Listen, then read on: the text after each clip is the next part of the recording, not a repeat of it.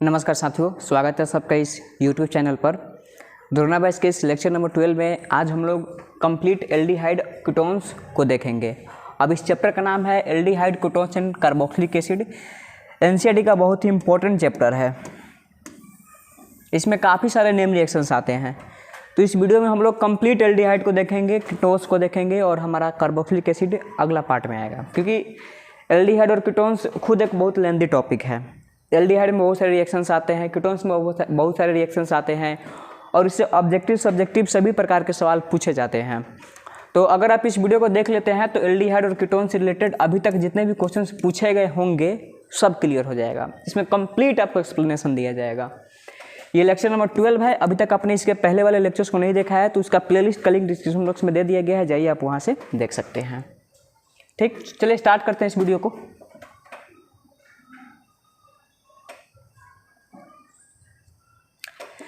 Introduction of carbonyl compounds. Carbonyl compounds होते क्या हैं? देखिए, जहां कहीं पर भी आपको कार्बोनिल कंपाउंड्स की बात आती है तो एल्डिहाइड और कीटोन दोनों के एक साथ मिला करके कार्बोनिल कंपाउंड कहा जाता है। अब बात यहां पर यह आता है कि कार्बोनिल कंपाउंड का स्केलेटन अगर आपको बताएं तो कार्बोनिल कंपाउंड का स्केलेटन कुछ इस तरीके से होता है। अब इसको कब एल्डिहाइड कहा जाएगा, कब कीटोन कहा जाएगा? तो कार्बोनिल कंपाउंड का स्केलेटन है। अब देखिए, दो सेक्शन में बटा हुआ है। ये कार्बोनिल कंपाउंड कहा जाता है, इसको कार्बोनिल कंपाउंड। कार्बोनिल कंपाउंड को एल्डिहाइड कब कहा जाएगा, कीटोन कब कहा जाएगा? अगर ऐसा स्केलेटन मिल जाए RCHO तो इसको एल्डिहाइड कहा जाता है। अगर RC++OR अगर ऐसा मिल जाता है तो इसको कीटोन कहा जाता है। कहने का मतलब है कि कार्बोनिल कंपाउंड में यहाँ पर कार्बन के जो दोनों बॉन्ड खाली है, अगर एक तरफ आएगा एल्काइल ग्रुप और दूसरी तरफ आएगा हाइड्रोजन तो इसको कहा जाएगा एल्डिहाइड। दोनों तरफ अगर एल्काइल आ गया तो इसको कहा जाएगा कीटोन। तो बेसिकली यही होता है एल्डिहाइड और कीटोन, जिसको दोनों को एक साथ मिला करके कार्बोनिल कंपाउंड कहा जाता है। तो हम लोग कंप्लीट कार्बोनिल कंपाउंड के बारे में समझेंगे।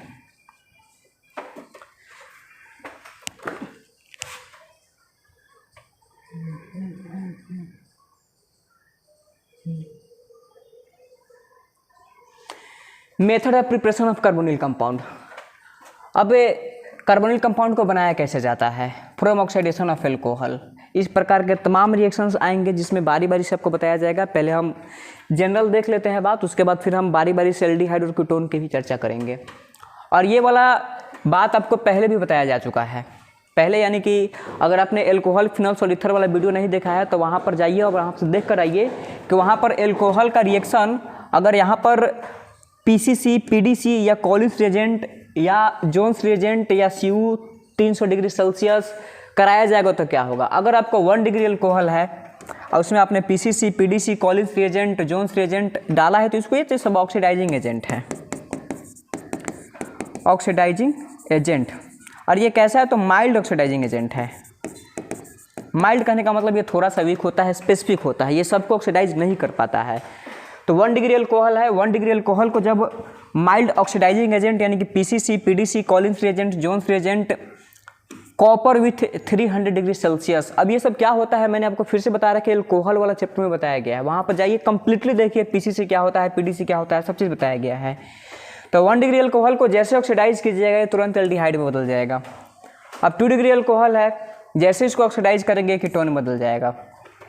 उसके बाद अगर इसमें स्ट्रॉन्ग डाला जाता है तो एल्डिहाइड तुरंत एसिड में बदल जाएगा, जो कि भी ठीक आगे आएगा reaction.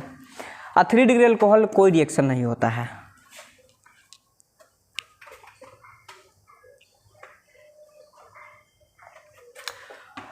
One of the most important reaction है जो कि बोर्ड में डायरेक्ट पूछा जाता है ऑब्जेक्टिव के तौर पर, ओजोनोलाइसिस।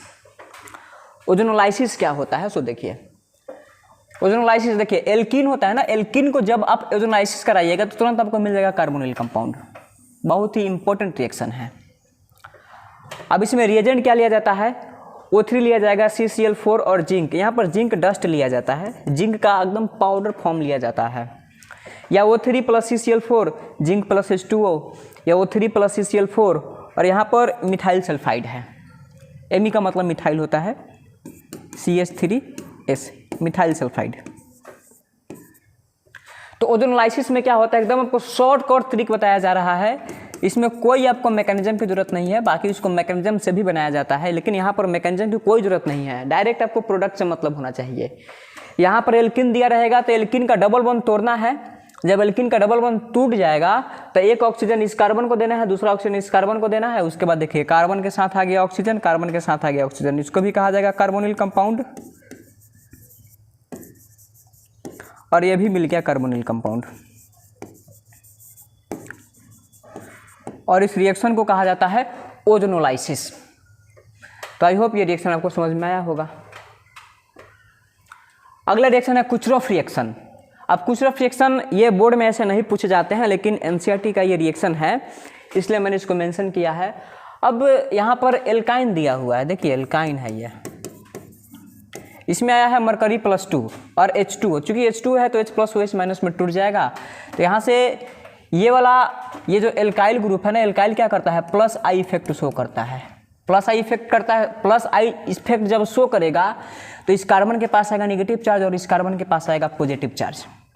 अब यहाँ से डबल बॉन्ड टूट जाता है, तो डबल बॉन्ड जैसे टूट जाएगा तो यहाँ पर OH चल जाएगा इस कार्बन के पास और H चला जाएगा इसके पास, मतलब OH जाएगा इस कार्बन के पास, तो यहाँ पर लग जाएगा OH और यहाँ पर आ जाएगा CH2, और फिर यहाँ से H निकलेगा और CH2 के पास चला जाएगा। तो यहाँ पर ऑक्सीजन डबल बॉन्ड बना लेगा और यहाँ पर RC≡CH3, यानी कि ऑलमोस्ट हमको कीटोन मिल गया।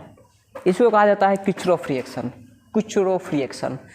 तो ये भी इम्पोर्टेंट रिएक्शन है, ये परीक्षा में पूछे जाते हैं, और अगर आप इसको याद रखिएगा तो ज़्यादा बेटर होगा, आगे भी काम करेगा। तो जितने भी स्लाइड से आप इसका स्क्रीनशॉट लेते जाइए, अगर लिख रहे हैं तो ज़्यादा अच्छा है। फॉर एल्डिहाइड, अब एल्डिहाइड से रिलेटेड जितने भी रिएक्शन है सब आपको दिखाया जाएगा। सबसे पहले है रोजनमून रिएक्शन, कितना बार परीक्षा में पूछा गया है, नेम रिएक्शन है रोजनमून रिएक्शन। रोजनमून रिएक्शन से आप क्या समझते हैं, तो सबसे पहले याद रखिएगा रोजनमून रिएक्शन में जिस रिएजेंट का यूज किया जाता है उसको कहा जाता है लिंडलर्स कैटलिस्ट। अब लिंडलर कैटलिस्ट क्या होता है, तो H2 + PdBSO4 को कहा जाता है लिंडलर कैटलिस्ट, इसको शॉर्टकट में LR भी कहा जाता है। अब इसमें क्या होगा कि एसिड क्लोराइड लिया जाएगा और एसिड क्लोराइड के साथ रिएक्शन कराया जाएगा लिंडलर कैटलिस्ट का। तो यहाँ पर कार्बन और जो क्लोराइड होगा उसका बॉन्ड टूट जाएगा और एक H इसको मिल जाएगा, एक H इसको मिल जाएगा, और यहाँ से एल्डिहाइड मिल जाएगा, और इसी को कहा जाता है रोजनमून रिडक्शन। अब ये कितना बार परीक्षा में पूछा गया है। अब डायरेक्ट आपको क्या रखना है, यहाँ पर COCl है तो COCl को एसिड क्लोराइड कहा जाता है। अब इसके बदला में क्या जोड़ देना है, आपको एल्डिहाइड जोड़ देना है, हो गया रोजनमून रिडक्शन। स्टीफेंस रिडक्शन, ये भी इंपॉर्टेंट रिएक्शन है। अब स्टीफेंस में क्या होगा, देखिए यहाँ पर एल्काइल साइनाइड लिया गया है, अब इसके साथ लिया गया है SnCl2 + HCl। SnCl2 + HCl को स्टीफेंस रिएजेंट कहा जाता है, स्टीफेंस रिएजेंट। अब यहाँ पर देखिए पहले यहाँ से ट्रिपल बॉन्ड में से एक सिंगल बॉन्ड टूटता है, सिंगल बॉन्ड टूटेगा तो एक H इसको मिलेगा और एक H इसको मिलेगा। तो यहाँ पर आ गया CH और यहाँ पर आ गया NH। अब N के ऊपर आता है माइनस और C के ऊपर आता है प्लस। अब चूंकि यहाँ पर SnCl2 है प्लस HCl है तो इसको मतलब इसमें वाटर ऐड किया जाता है, स्टीम यानी होता है भाप। तो इसमें वाटर जैसे ही स्टीम के फॉर्म में दिया जाएगा तो H और OH दोनों अलग अलग टूट जाएगा। तो यहाँ से इसको मिलता है H+, इसको मिलता है OH-, इसको मिलेगा H+, इसको मिलेगा OH-। अब ये जब दोनों बॉन्ड टूट जाएगा तो यहाँ पर हो गया R और यहाँ पर हो गया CH, और CH को मिलता है 2 OH। अब चूंकि आपको पता है कि अगर एक ही कार्बन पर अगर 2 हाइड्रोक्सिल ग्रुप आ जाता है उसको कहा जाता है जेमिनल। चूंकि जो जेम डायोल होता है वो एक्सट्रीमली अनस्टेबल होता है, आपको लिखना चाहिए gem diol is extremely unstable. अब जेम डायोल एक्सट्रीमली अनस्टेबल होता है। जेम डायोल क्या करता है कि तुरंत अपने मॉलिक्यूल से वाटर को निकाल देता है। तो देखिए यहाँ पर कार्बन के साथ लगा हुआ है OH और यहाँ भी लगा हुआ है OH, तो ये क्या हो गया, जेम डायोल हो गया। अब ये जेम डायोल हो गया तो एक्सट्रीमली अनस्टेबल होगा। तो यहाँ से H, यहाँ से OH, या यहाँ से H या वहाँ से OH, दोनों वाटर के फॉर्म में बाहर निकल जाएगा, तब बच जाएगा RCH, और यहाँ से एक ऑक्सीजन, तो क्या बन गया, एल्डिहाइड। और यही तो चाहिए, इसी को कहा जाता है Stephens reduction. Reduction by double H। अब डबल H भी बहुत इंपॉर्टेंट है। डबल H का फुल फॉर्म होता है di isobutyl aluminium hydride. Di isobutyl aluminium hydride को कहा जाता है डबल एच, और इसका स्ट्रक्चर दिया हुआ है।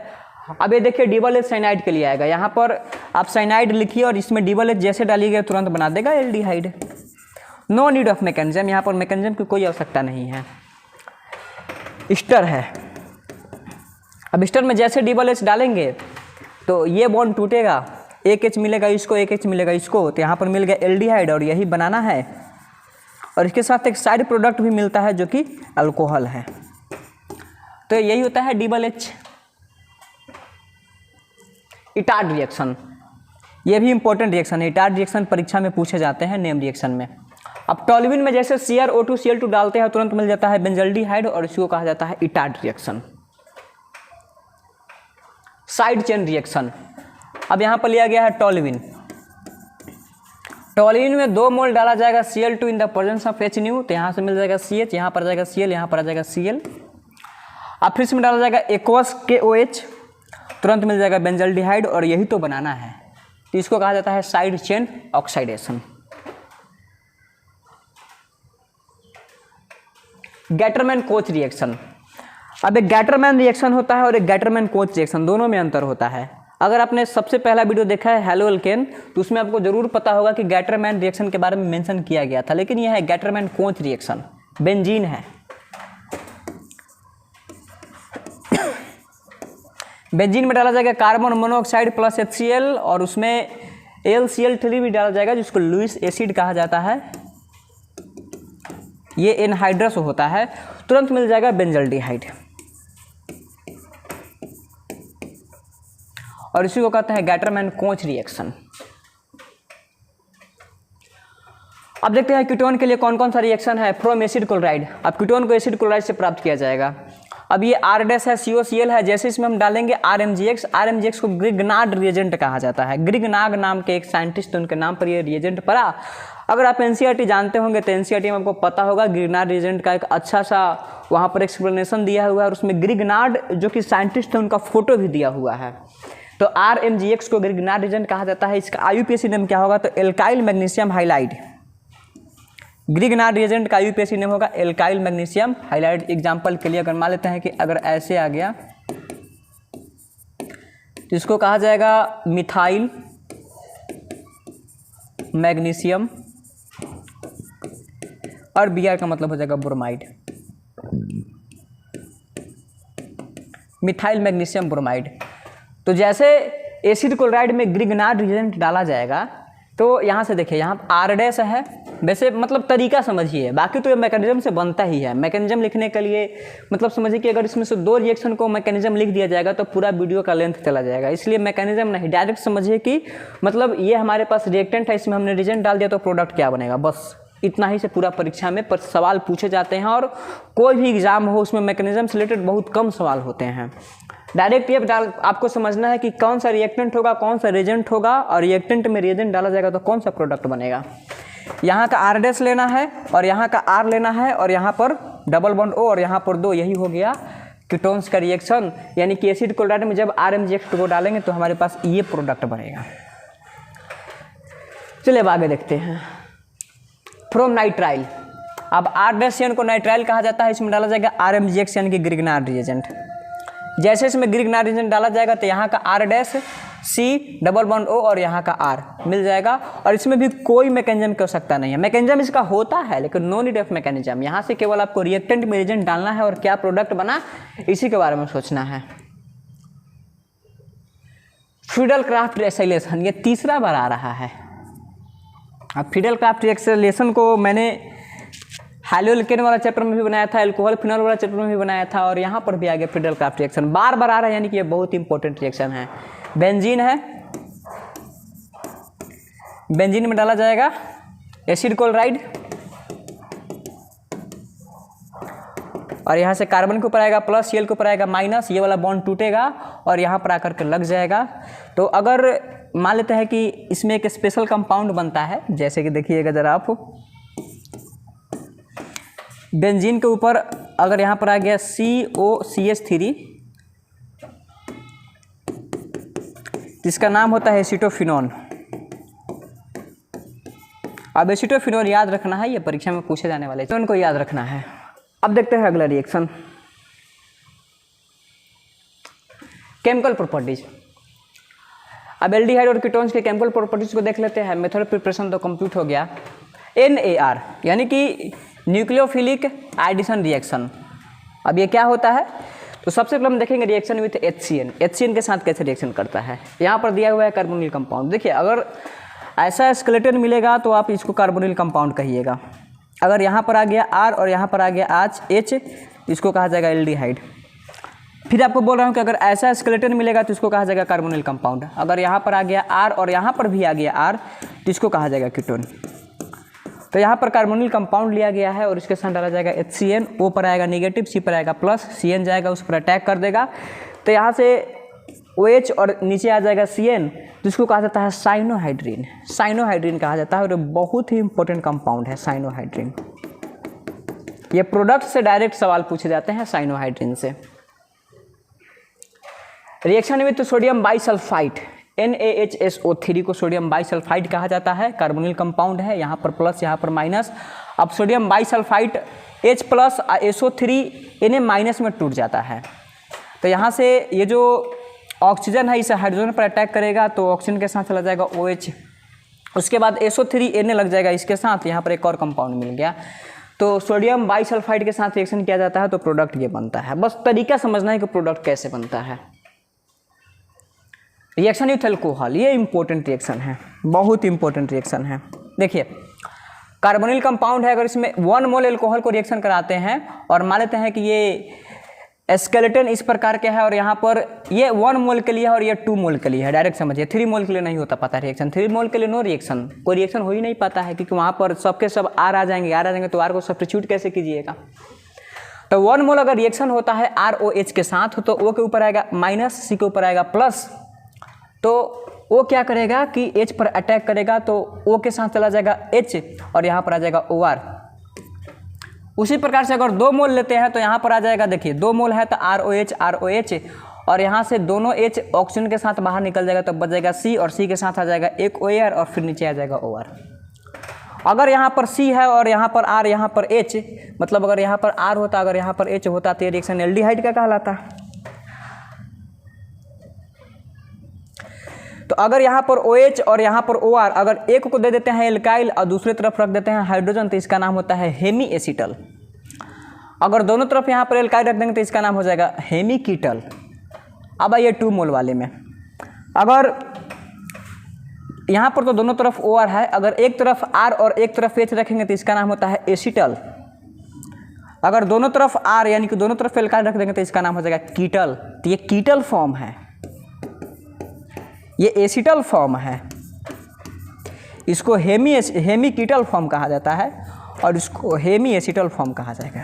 मतलब कितना इंपॉर्टेंट रिएक्शन है, मतलब ऑर्गेनिक केमिस्ट्री का ये एल्डिहाइड कीटोन्स का समझिए कि ये जो चैप्टर्स होते हैं ये one of the most important chapters में गिने जाते हैं और खास करके इस रिएक्शन से सवाल पूछे जाते हैं। कोई भी परीक्षा हो अगर उसमें एल्डिहाइड कीटोन है तो ये चैप्टर से सवाल आए और इसमें कहीं पर कीटल, हेमी कीटल, एसिटल से सवाल ना बने ऐसा हो ही नहीं सकता है। मतलब ये बहुत ही इंपॉर्टेंट है, बस स्क्रीनशॉट इसको ले लीजिए।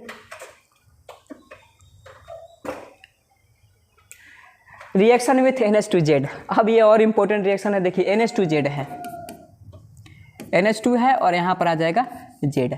अब अलग अलग Z का सिचुएशन लिया गया है, क्योंकि इस रिएक्शन को हमने सोचा कि 5 भाग में क्यों बांटे। अब 5 भाग में बांटने से फ़ायदा है कि एक ही स्लाइड में पूरा काम हो जाएगा। अगर Z नहीं लिखा जाता तो H के लिए अलग से लिखते हो, H के लिए अलग से लिखाता है, NH2 के लिए अलग से लिखाता है, बाकी आप समझ गए होंगे। तो एक ही स्लाइड में इसको निपटा दिया गया है। कार्बोनिल कंपाउंड है, NH2Z है।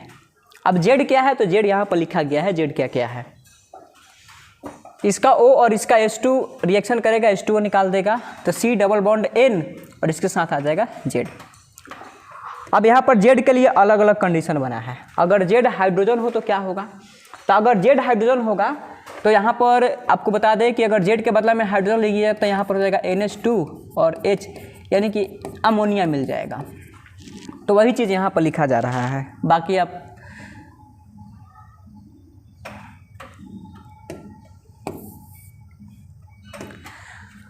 अगर जेड के जगह पर एच रख देंगे तो ये अमोनिया हो जाएगा, तो प्रोडक्ट क्या बनेगा, तो एन के बदला में क्या रख देना है, एच रख देना है, ये मिल गया प्रोडक्ट। इसको कहा जाता है इमीन। अगर जेड के जगह, जेड है ना, जेड के बदला में ओ एच रखेंगे तो देखिए NH2 है और जेड के बदला में क्या आ जाएगा, ओ एच आ जाएगा, तो इसका नाम होता है हाइड्रोक्सिलेमीन। अब प्रोडक्ट क्या बनेगा, तो जेड के बदला में क्या रख दीजिए, ओ एच, इसका नाम हो जाता है ऑक्साइड, नहीं ऑक्जिम नाम होता है इसका, एक मिनट,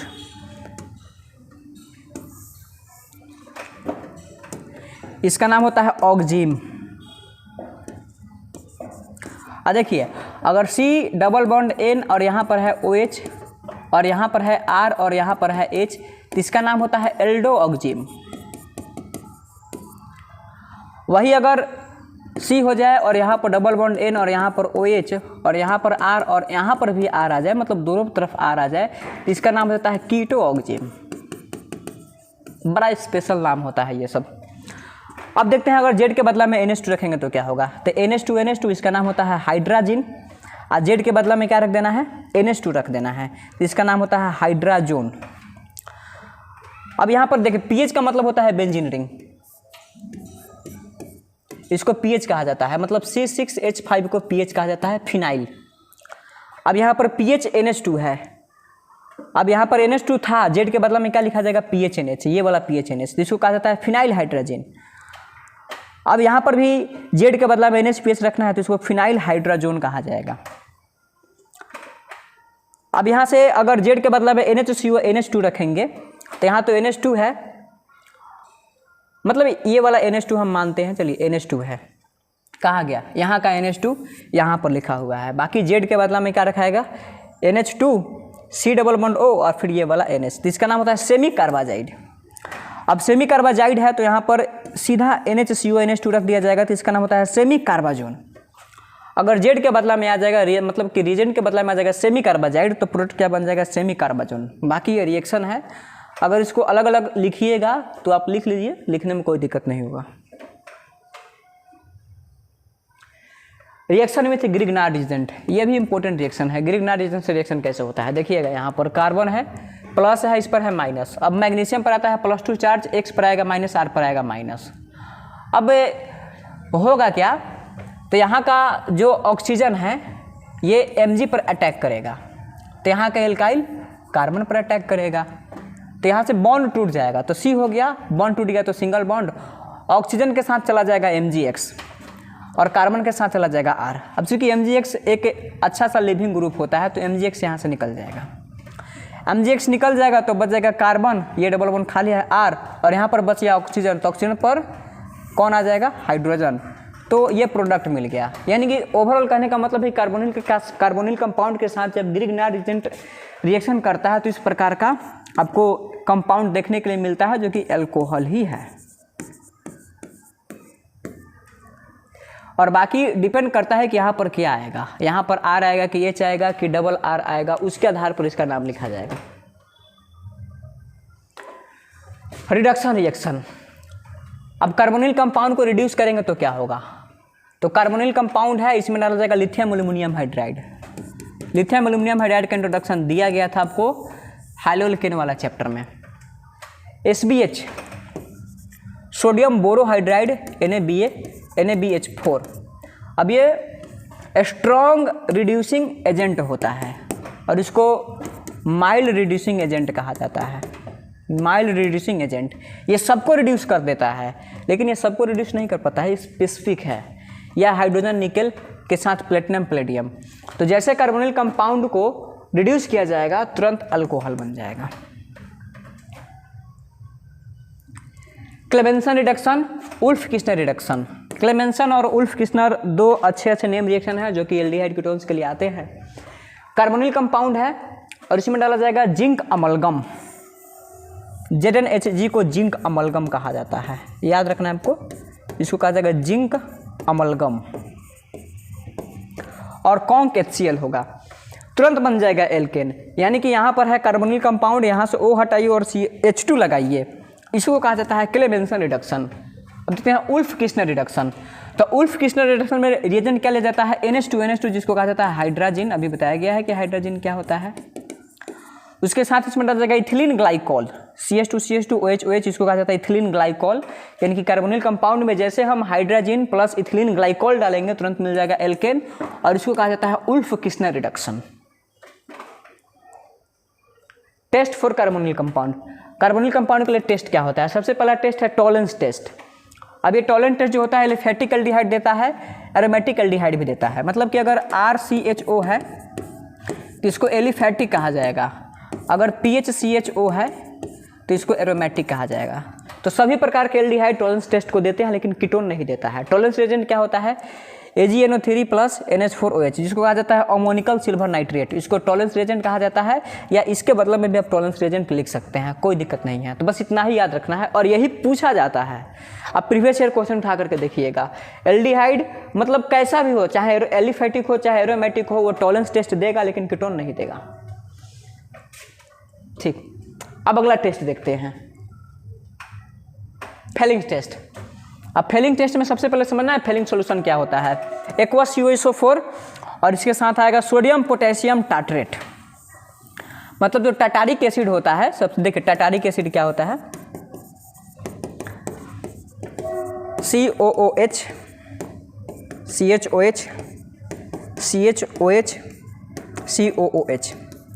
अब टाटारिक एसिड में से यहाँ से H निकलेगा, यहाँ से H निकलेगा, आ जाएगा सोडियम और यहाँ पर आ जाएगा पोटेशियम, तो इसको कहा जाता है सोडियम पोटेशियम टार्ट्रेट, जिसको कहते हैं फेलिंग सॉल्यूशन। तो एल्डिफेटिक एल्डिहाइड दे देता है, लेकिन एरोमेटिक एल्डिहाइड नहीं देता है और ना ही कीटोन देता है। तो फेलिंग टेस्ट में केवल एल्डिहाइड आएगा, वो भी एल्डिहाइड कैसे आएगा? तो एलिफेटिक आएगा। मतलब कि अगर RCHO की बात किया जाए तो देगा, लेकिन अगर मान लेते हैं कि आगे हमारे पास CHO जिसको बेंजल्डिहाइड कहते हैं, तो बेंजल्डिहाइड फेलिंग टेस्ट नहीं देगा, लेकिन यही बेंजल्डिहाइड क्या बोलते हैं टॉलेंस टेस्ट दे देगा। तो ये सारी बातें होती है जो कि मतलब अगर आप ध्यान से सुन रहे हैं तो सारा चीज़ आपको याद हो जाएगा। Oxidation of carbonyl compound, carbonyl compound का ऑक्सीडेशन करेंगे तो क्या होगा? देखिए यहाँ पर लिया गया है कार्बोनिल कंपाउंड, ये एल्डिहाइड है, जैसे इसको ऑक्सीडाइज करते हैं तुरंत बन जाता है कार्बोक्सिलिक एसिड। रिएजेंट क्या क्या लिया जाएगा? जितने भी इसमें ऑक्सीडाइजिंग एजेंट होंगे सबके सब स्ट्रांग होंगे, स्ट्रांग ऑक्सीडाइजिंग एजेंट। KMnO के साथ H प्लस, K2Cl2O7 के साथ H प्लस, या CONCHNO3 या CrO3 प्लस H2SO4, तुरंत क्या मिल जाएगा? कार्बोक्सिलिक एसिड मिल जाएगा। ऑक्सीडेशन ऑफ कीटोन्स, अब यहाँ पर कीटोन लिया गया, इसमें डाला जाएगा KMnO4 H प्लस, तुरंत मिल जाएगा कार्बोक्सिलिक एसिड। होता क्या है देखिएगा, यहाँ पर कीटोन है CH3 C डबल बॉन्ड, यहाँ पर C2 और CH3, कुछ नहीं करना है। यहाँ जो कीटोन वाला है ये वाला बॉन्ड तोड़ना है। बॉन्ड जैसे टूट जाएगा, मतलब बॉन्ड कहाँ से टूटेगा? जो बल्कि ग्रुप होता है वहाँ वाला बॉन्ड तोड़ना होता है। ये हल्का ग्रुप है और ये भारी ग्रुप है। जो बल्कि ग्रुप होता है ये बल्कि ग्रुप कहते हैं इसको। तो बल्कि ग्रुप वाला कार्बन वाला बॉन्ड तोड़ देना है। एक OH इसको देना है, एक OH इसको देना है, तो यहाँ पर मिल जाएगा आपको एसिड, कार्बोक्सिलिक एसिड, और यहाँ पर भी मिल जाएगा कार्बोक्सिलिक एसिड, दोनों तरफ एसिड ही मिलेगा। इंपॉर्टेंट नेम रिएक्शन, बहुत ही इंपॉर्टेंट नेम रिएक्शन है एल्डोल कंडेंसेशन। अब एल्डोल कंडेंसेशन देखिए, वैसा कंपाउंड या वैसा कार्बोनिल कंपाउंड समझिए जिसके पास अल्फा हाइड्रोजन होता है, उस वही एल्डोल कंडेंसेशन दे पाता है। जिसके पास अल्फा हाइड्रोजन नहीं होगा वो एल्डोल कंडेंसेशन नहीं देता है, वो कैनिजारो देता है, जो कि ठीक बाद में आएगा। अब अल्फा हाइड्रोजन क्या होता है? तो फंक्शनल ग्रुप के ठीक बगल वाले कार्बन को, एक मिनट, अल्फा हाइड्रोजन देख लीजिए, फंक्शनल ग्रुप के जस्ट बगल वाले कार्बन के हाइड्रोजन को अल्फा हाइड्रोजन कहा जाता है। अब जैसे देखिए CH3 है, C डबल बॉन्ड O है, CH3 है। अब ये फंक्शनल ग्रुप है, इसके ठीक बगल वाला कार्बन अल्फा कार्बन कहलाएगा। अब इस अल्फा कार्बन के पास कितना हाइड्रोजन है? तो इसमें अल्फा हाइड्रोजन 3 है, और इसके पास अल्फा हाइड्रोजन कितने हैं? इसमें भी 3 है, तो इसमें टोटल अल्फा हाइड्रोजन कितना हुआ? 6 हुआ। मतलब जिसके पास अल्फा हाइड्रोजन होगा वही एल्डोल देगा। अब रिएजेंट क्या लिया जाता है? डाइल्यूट बेस लिया जाएगा, जैसे sodium hydroxide, potassium hydroxide, calcium hydroxide, और वो भी किस मीडियम में? तो एसिडिक मीडियम में लिया जाएगा। अब एग्जांपल देखिएगा, CH3CHO है। मैं यहाँ पर तरीका बता रहा हूँ कि एल्डोल कंडेंसेशन के रिएक्शन को लिखते कैसे हैं। जरा इसको ऐसे बना लीजिए, CH3 है, यहाँ पर C डबल बॉन्ड O और यहाँ पर आ जाएगा H।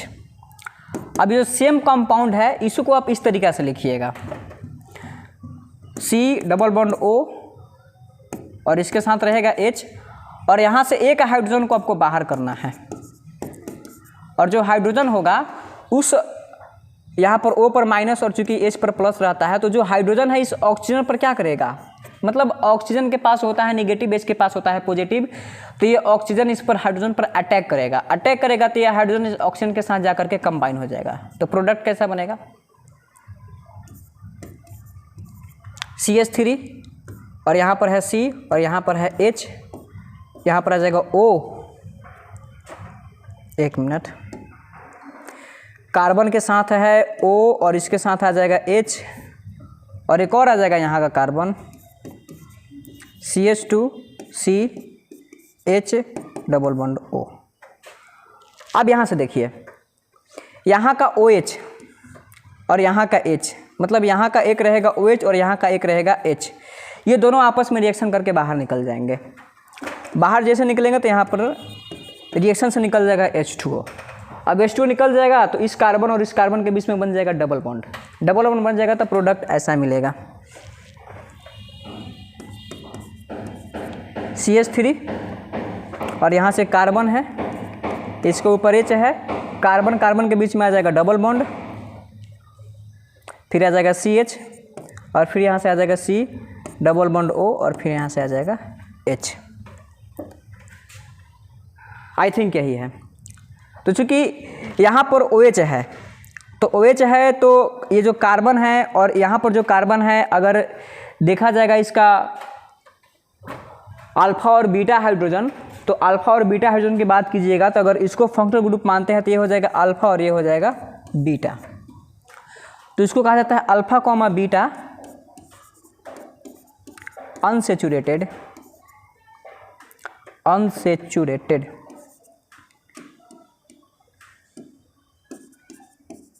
Alpha comma beta unsaturated aldehyde. अब चूंकि यहाँ पर क्या है कि डबल बॉन्ड बन गया है, तो इसको कहा जाता है क्रोटोनल्डिहाइड।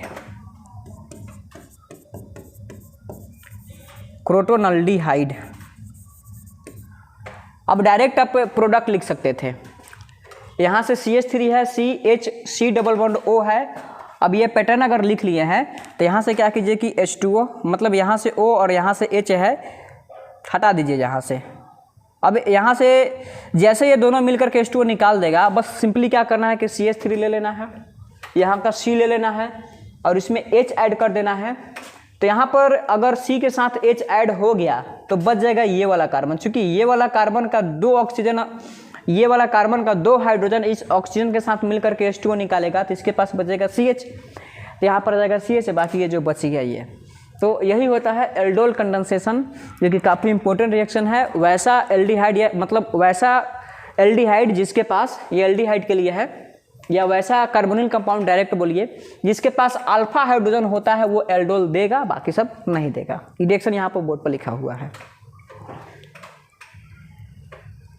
अल्फा हाइड्रोजन का डेफिनेशन अब देखते हैं। कैनिजारो रिएक्शन मतलब जिस कंपाउंड के पास अल्फा हाइड्रोजन होता ही नहीं है, compound which do not have alpha hydrogen, वो कौन सा रिएक्शन देगा? कैनिजारो। जिसके पास अल्फा होगा वो कौन देगा? एल्डोल कंडेंसेशन है। जिसके पास अल्फा नहीं होगा वो कौन सा रिएक्शन देगा? Cannizzaro reaction. इसमें रिएजेंट क्या क्या ले देता है? Conc base, potassium hydroxide, sodium hydroxide, या 50% KOH या सोडियम हाइड्रोक्साइड लिया जाता है रिएजेंट के तौर पर। और बाकी यहाँ पर वैसा कार्बोनिल कंपाउंड लिया गया है जिसके पास अल्फा हाइड्रोजन नहीं होता है, तो इसको कहते हैं फॉर्मल्डिहाइड। इसका बड़ा स्पेशल नाम है फॉर्मल्डिहाइड। फॉर्मल्डिहाइड में 50% KOH डाला जाएगा। अब रिएक्शन 2 स्टेप में होता है, देखिएगा यहाँ पर नेसेंट ऑक्सीजन है, आएगा अटैक करेगा, तुरंत बना देगा एसिड। इसमें फिर डालेंगे KOH, बना देगा एसिड ना, HCO यहाँ पर पोटेशियम फॉर्मेट बनाता है। क्योंकि यहाँ पर भी है तो यहाँ पर हो जाए, देखिए यहाँ पर ऑक्सीडेशन हुआ है लेकिन यहाँ पर हो जाएगा रिडक्शन। अब रिडक्शन हो जाएगा तो यहाँ पर बन जाएगा एल्कोहल। तो ये ऊपर हो गया ऑक्सीडेशन और नीचे हो गया रिडक्शन। तो वो वैसा रिएक्शन जहाँ पर ऑक्सीडेशन और रिडक्शन दोनों साथ साथ होता है उसको कहा जाता है डिसप्रोपोर्शनेशन रिएक्शन। तो कैनिजारो एक प्रकार का डिसप्रोपोर्शनेशन रिएक्शन है, ये चीज़ भी याद रखना है। कैनिजारो कैसा रिएक्शन है? Disproportionation reaction. क्या होता है? तो वैसा रिएक्शन जहाँ पर रिडक्शन और ऑक्सीडेशन दोनों साथ साथ हो उसको कहते हैं डिसप्रोपोर्शनेशन रिएक्शन। तो ये चैप्टर यहीं पर समाप्त हो गया।